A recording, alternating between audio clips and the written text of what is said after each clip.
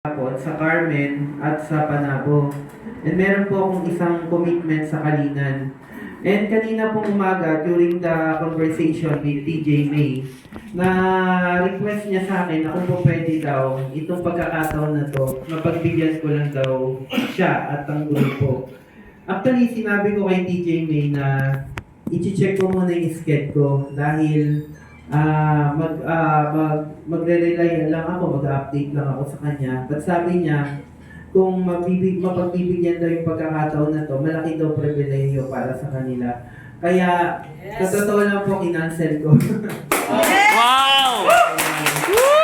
And, nagtaka nga yung assistant ko, bakit daw papunta kami dito. Sabi ko, merong biglaang event na pupuntahan tayo. Disclaimer sa lahat ng mga audience na nandito. Hindi po ako nandito para magpagaling ng pasyente. Nandito ako para magpaliwanag ng produkto. At ipapaliwanag ko ito sa inyo sa pamamagitan ng aking propesyon bilang isang doktor. Kasi kung meron mang isang tao na may kakayanang magpaliwanag ng isang gamot para sa bukol o cancer o dugo, walang iba na rin po siguro kundi ako na yon. Tatlong major hospital ang nirurubing ko ngayon. Pag sinabing rubing doctor, requesting doctor po ako. Hindi po ako resident doctor. Apo, yung iba kasi tumatawag sa SPMC, tinatanong ko meron naka-duty na doktor. Hindi po ako resident doctor, rubing doctor po ako. Pag sinabing rubing doctor, requesting po ako ng mga patient na mga nakakonfine sa mga hospital na yun. Tatlo po. Yung unang hospital is the SPMC, the Southern Philippine Medical Center. Siguro alam niyo naman lahat yun, di ba? Yes. Kasi yan yung bagsakan ng lahat ng mga pasyente na wala nang kakayanan ng mga regional hospital na nagamutin pa ang isang pasyente, no? Ang pangalawa po yung Cotabato Regional Hospital at yung pangatlo ay yung Tagum Regional Hospital. Bakit po tatlo lang? Kasi yan lang po yung tatlong hospital sa Mindanao na merong tinatawag na cancer center. Wow. Naget nyo po? Yes. At araw-araw po sa ginawa ng Diyos, wala po akong ibang nakakaharap kundi po mga pasyenteng may bukol, may cancer, at may mga sakit sa dugo, kidney failure. Bibihira lang po yung nakakausap ko na ang sakit po nila ubo. Pag ang ubo po, sakit nyo, pakiusap lang. Uminom ka ng maraming tubig at uminom ka ng gamot. Huwag mo nang sayangin ang oras ko. Ubo lang yan. And take note, ang ubo, sipon, at lagnat ay hindi po sakit. Yan po ay reaction ng ating immune system. Normal lang po yan. Kapag ang isang bata hindi inuubo, hindi sinisipon, at hindi nilalagnat, matakot kayo. Ibig sabihin, hindi nagre-react ang immune system niya, mas madali siyang dapuan ng sakit. Ang sakit, katulad ng lagnat, ay reaction ng katawan natin para mailabas ang temperatura ng katawan natin at hindi ito maipon sa loob ng ating organs. Kaya napakaswerte ng mga anak nyo kung ang mga anak nyo sinisipon, inuubo. Okay. Pero, pag ang ubo at sipon ay tumatagal ng 1 buwan, 2 buwan, 3 buwan, kailangan nyo na pong magpakonsulta sa doktor, malamang ang mga anak nyo o mismo kayo ay may problema na po sa baga. Na po? Okay, magsisimula po ako ngayon ng pagpapaliwanag. Anthocyanin. In my years of being a doctor for almost 14 years, nag-aral po ako sa Institute of Alternative Medicine and Cancer Research in California at pinagpatuloy ko po yung pre-medical courses ko sa Allison University, also in that country, ng pag-aaral ng pre-medical courses ko ng immunology, physiology, human anatomy, osteology, biology, and psychology. After nun, nag-pursue ako ng pagiging naturopathic doctor ko sa Udemy Academy in Italy, sa pagiging Doctor of Naturopathic Medicine and Doctor of Natural Medicine. No po? Ang mga certificate ko po, siguro para mas maliwanagan po kayo ng explanation ko, na ang dahilan, bakit ang isang mga sino po dito ang may kakilala na merong bukol sa loob ng katawan ng tao? Sige po, taas po ang kamay, wag po kayo mahiya. May bukol po. Bukol. Okay. Okay. Alam niyo po ba na may dalawang uri ng bukol? Yung tinatawag na benign at malignant. Okay. Pag sinabing benign, hindi siya cancerous. Pag sinabing malignant, cancerous siya. Okay. Sino po dito may kakilala may bukol sa dede? Breast tumor. Meron? May nakakilala kayo? Okay. Ito po yung good news. Pag ang bukol nasa dede, 80% ng mga bukol sa dede is not cancerous. Okay. Kaya pag may nakakapa kayong bukol, huwag niyong isipin agad cancer yon. Okay. Ang tawag doon, breast lump. Okay. Kaya pag tumubo sa inyo, cancerous ang bukol sa dede, ibig sabihin, very risky. Rare. No? Kaya kailangan may tamang pagpapakonsulta sa doktor at pagpapalaboratory check-up para malaman natin. Now, kapag kayo po ay may bukol, marami pong mga bawal ang mga tao o ang mga pasyente may sakit na bukol. Let's say, na-diagnose kayo na ang bukol niyo pala cancer. No. Pag-usapan natin ito ngayong cancer. Bago ko po ipapaliwanag ang gamot, may lang po to. Pero mas maiintindihan niyo si anthocyanin ngayon kung gaano kahalaga sa buhay niyo ito at bakit kailangan niyo ang anthocyanin ngayon. Okay. Now, kapag kayo ay na-diagnose ng cancer, may mga bawal kayong hindi dapat kainin. Tama po. Ano yung mga hindi nyo dapat kainin? Ang mga cancer, ang mga taong may cancer o may mga bukol ay bawal po sa mga processed food katulad ng french fries. Alam niyo ba kung bakit? Pakinggan niyo po ako ngayon. I'm sure habang kinakain niyo yan, mararamdaman niyo yung sasabihin ko. Pasensya naman Marivic. Alam ko pa. In-invite niyo ako dito. Wala po tayong magagawa. No. Okay na. Ang cancer cells ay normal sa loob ng katawan ng tao. Lahat po tayo may cancer cells. Ang tawag dyan, natural killer cells. Hindi lang siya gumagana kasi inactive pa yung cancer cells. Ngayon, nakakapagtaka, paano nabubuhay ang cancer cells sa loob ng katawan ng tao?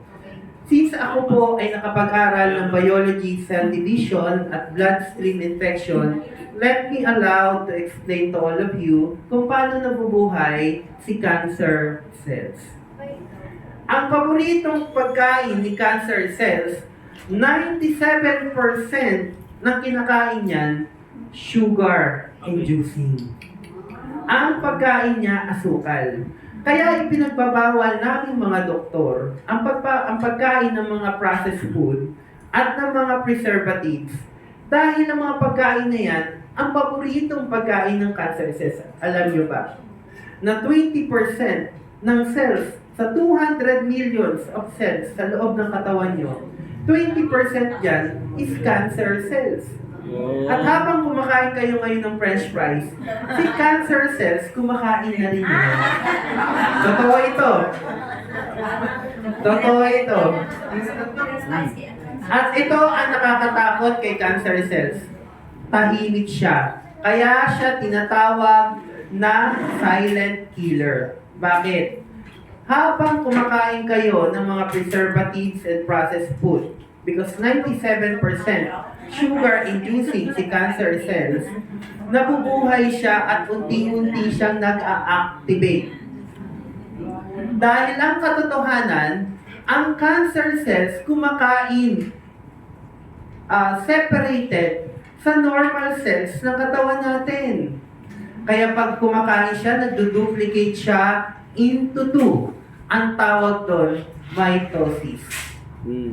Now, kapag nag-activate ngayon si cancer cells at gumana na ngayon siya, dadaloy po yan sa blood lipids, sa dugo, At pupunta yan sa isang organ ng katawan ng tao na pwede silang magparami. Dahil para din po yung networker, ang cancer cells. Nagre-recruit yan. Naghahanap yan ng kasama. Halika na, sumama ka na sa akin kasi itong katawan na to, abusado naman ito. Kaya pag dumami si cancer cells, maghahanap yan ng part ng organ nyo na pwede po silang magparami. Now, huwag kayong magtaka. Bakit ang bukol ngayon, kahit saang part ng katawan mo, pwedeng tumubo ang bukol. At wala pong part ng katawan nyo na hindi pwedeng magkaroon ng cancer. Tama? Even dugo, which is leukemia. Yes. Pag nakita ni cancer cells na mas maganda magparami sila sa blood lipids mo, congratulations, leukemia ang tatama sa iyo. Now, kapag kayo po ay tinamaan na ng cancer cells, tulad ng sinabi ko, 97% ng cancer patient o ng cancer cells are sugar-inducing, bawal kayo kumain ng asukal. So, Doc, ano pong nangyari?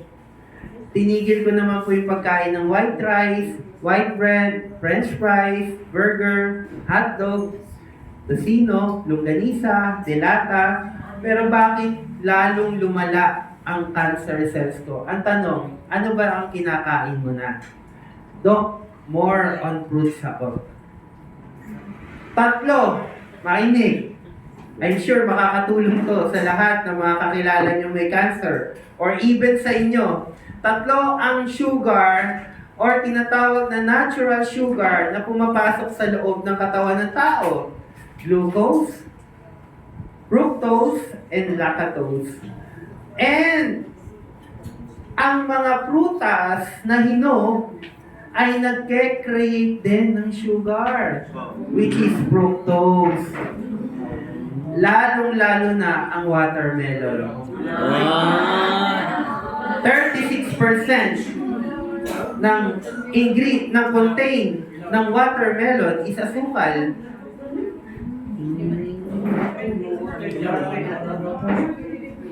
And 27% ang contain ng french fries para buhayin ang cancer cells nyo.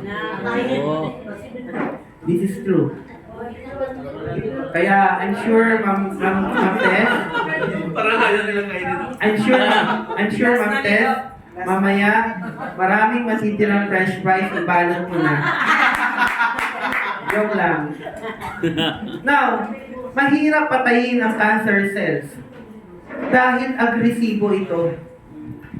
Sa totoo lang po, ang mga doktor sa ospital, pag cancer na, lalo na stage 3, stage 4 na sakit mo, there's no other way to treat, to having treatment of that kind of patient is what no other than chemotherapy and radiation therapy. Pag-usapan natin ng chemo, anong ginagawa ng chemical chemotherapy? Pinapatay ang buong cells ng katawan ng tao, nagbabakasakali na mabuhay na yung good cells at hindi na bumalik yung cancer cells. Radiation therapy, susunugin ang katawan ng tao. Kaya nga karamihan sa mga nagre-radiation therapy, sunog ang likod. Alam niyo po, makinig po kayo. Dahil ang number one reason, ngayon po, kagagaling ko lang po ng SPLC. Meron pong hindi bababa sa 850 ang bagong na-diagnose na stage 4 cancer patient. And dahil ang cancer cells ay agresibo at kahit anong gawin mo, hindi bumababa ang cancer cells dahil ikaw din ang may kasalanan. Abusado po kasi kayo. Yes. Ayaw niyo pong kumain. Ayaw niyo kumain ng cancer cells pero ang kinakain niyo pala pagkain ng cancer cells. So huwag kang magtaka. By the time will come, tatamaan ka rin ng cancer illness. Sa 11 uri ng cancer, iisa lang dyan ang hindi bukol, leukemia. Dahil yan ay sakit sa dugo, but the rest are bukol. Ang tanong, ano ang paraan para patayin ang cancer cells? Ang sagot, huwag mong pakainin. Huwag mong pakainin. Dahil lahat ng sakit, may kagalingan.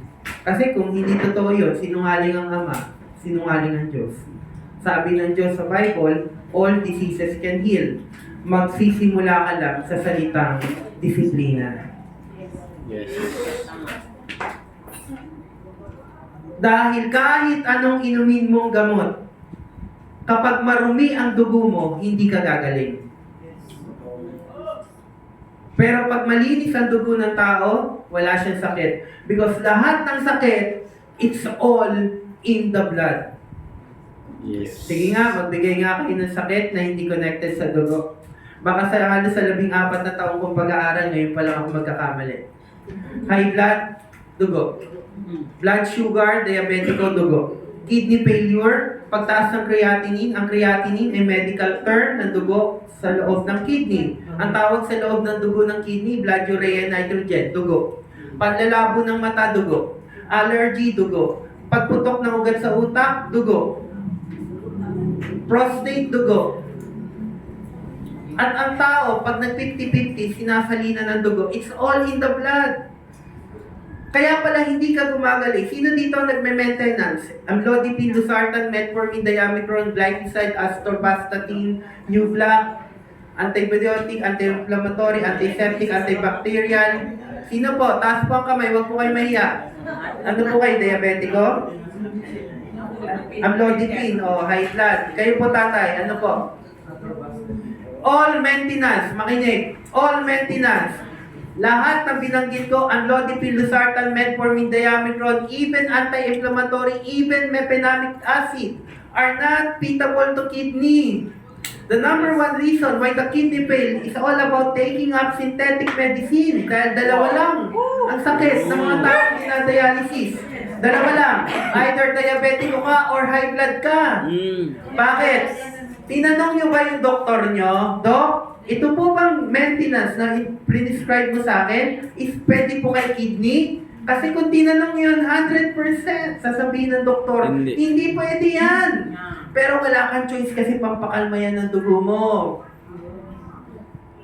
Listen up. Kung nakakapagsalita lang ang dugo nyo ngayon, hindi niya po kailangan ng pampakalma. Ano po ang kailangan niya? Ang dugo. Nakadesign lang niyang pwedeng kainin, walang iba kundi halaman. Kaya ang dugo, pag hindi nakakakain, kinakain niya yung kapwa niya dugo, doon nagkakaroon ng imbalance hormone. Kaya hanggang ngayon, wala pa ako nakilalang pasyente, 20 years, 10 years, 30 years, nagme-maintenance, gumaling. Wala. Lifetime mo na yan.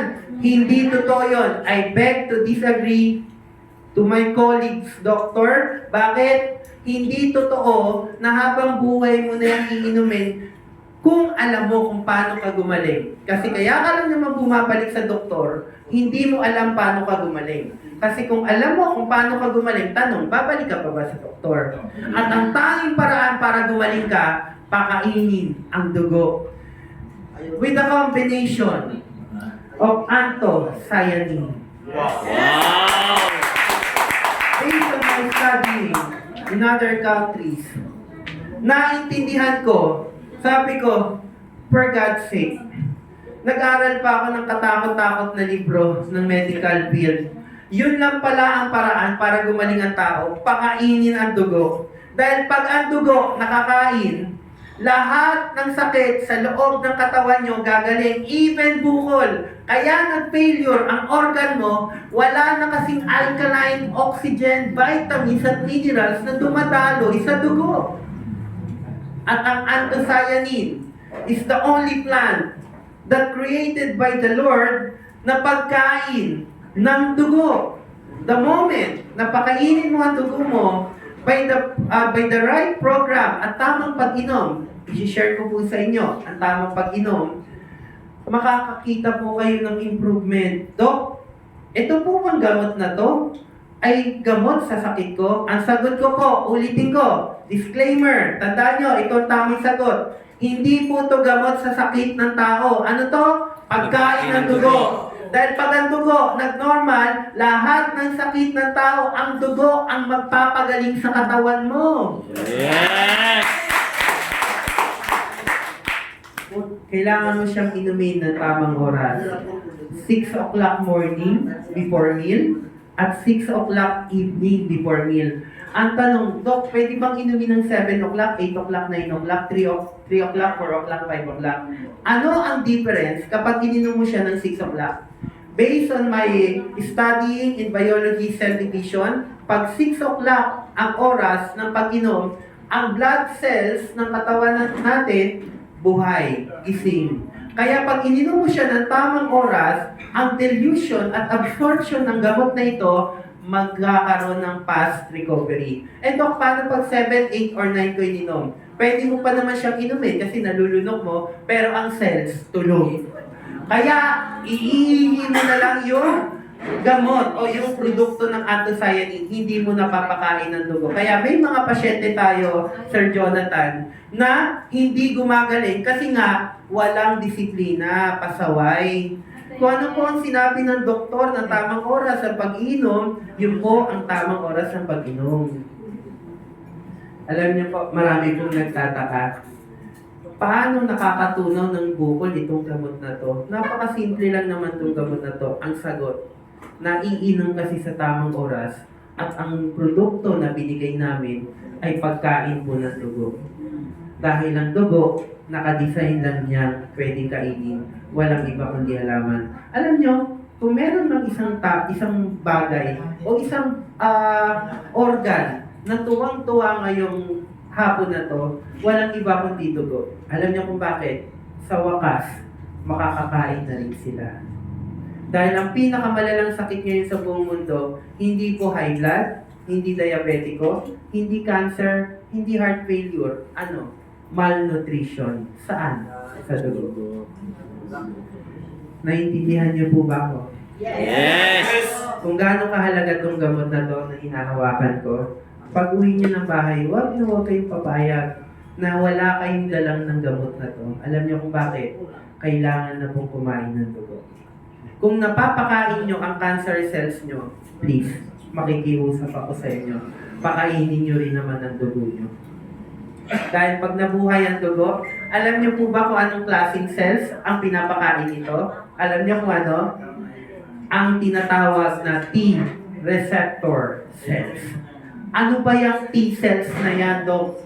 At bakit yan ay naririnig ko minsan? Ang T cells, ang kaisa-isang cells sa loob ng katawan ng tao na mortal na kalaban ng cancer cells.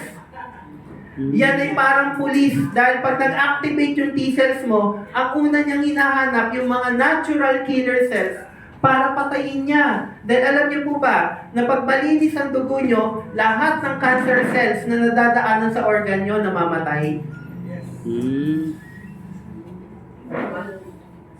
So, ang ibig sabihin pala, kung meron palang pagkain ang cancer cells, may pagkain din ang tinatawag na T receptor cells na kalaban ng cancer cells.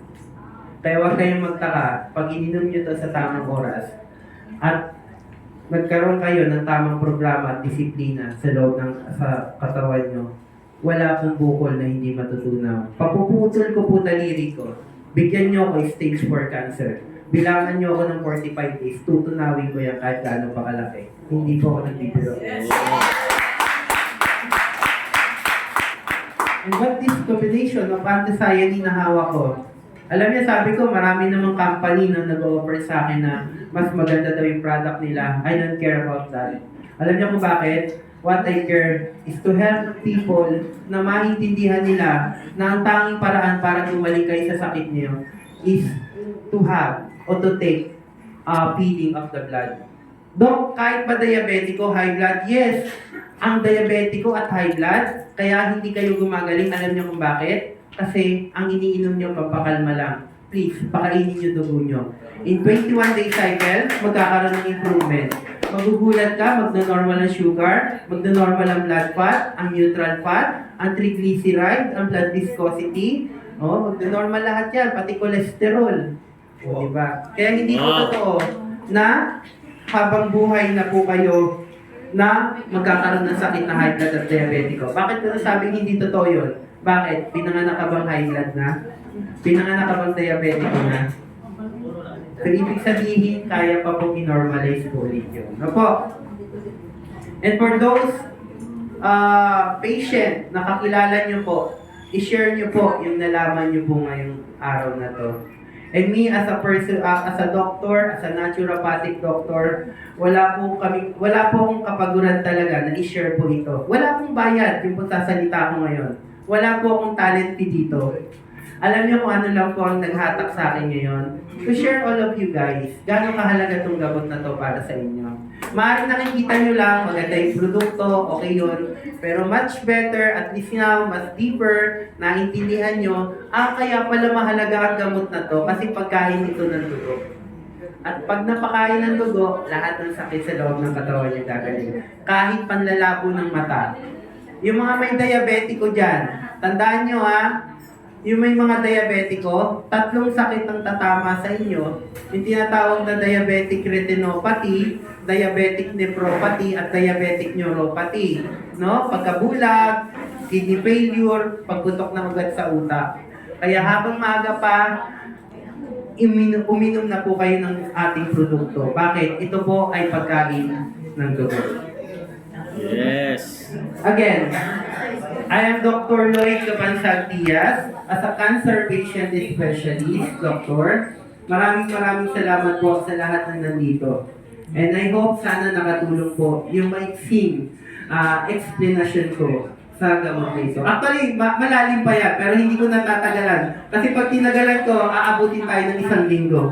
Madami po ng explanation. Pero ang pinaka-briefly explanation ng gamot na to, pag may nagtanong sa inyo, gamot ba yan? Ang sagot? Hindi. Ito gamot. Pagkain ito ng Dugo. Dahil pag nag-normal ang dugo, lahat ng sakit gagaling. Kaya no wonder, lahat ng sakit, matutulungan ito. Ang sagot, bakit? Pagkain ng Dugo. Maraming salamat po sa inyo lahat.